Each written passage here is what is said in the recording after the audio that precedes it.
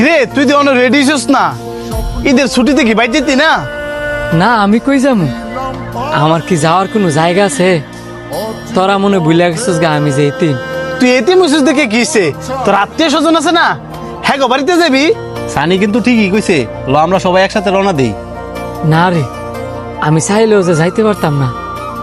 আমার আত্মীয় স্বজনরা যদি চাইতো আমি তাদের বাড়িতে যাই, তাহলে তো অবশ্যই তারা আমার খোঁজ খবর রাখলো। এলি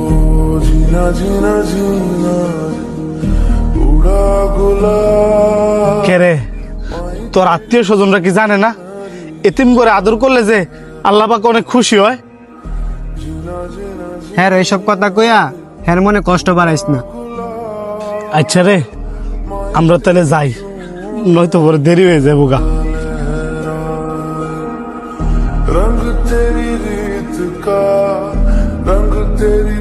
মা, বাবা, আজকে আমি সত্যি সত্যি ইতিম হয়েছি।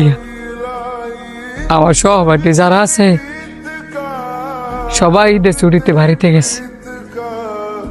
আমার আত্মীয় স্বজন তাহা সত্ত্বেও আমি যাইতে পারি না, কারণ যে পৃথিবীতে বাবা বাচ্চা নাই, মা বাচ্চা নাই,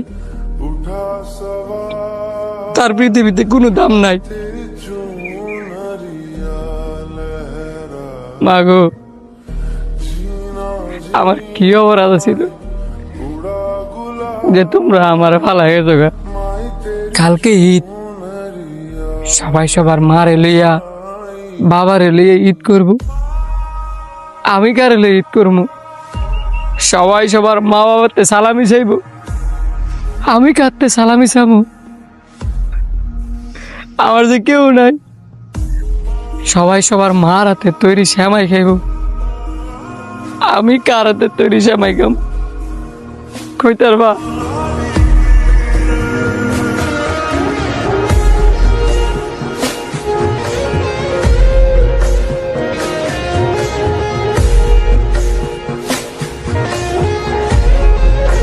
কিরে, তোরা কেউ বাড়িতে যাস নাই? তোরে সারা কেমনে যাই? সারে পৃথিবীতে মা নাই, বাপ নাই। এতিম রে যারা দেখতে না, তা করে আল্লাহ দেখতে না। তুই যে আমগো সহপাঠী, তোরে সারা আমরা বাজিয়া কেমনে বাপ মার লগ ঈদ করি? আঙ্গো বাপ মা মানে তোর বাপ মা, তুই কি রে এতিম রে? তুই আঙ্গো ভাই। আমরা সাইর ভাই এক লোক ঈদ করবো, তুই আমগো লগে আয়।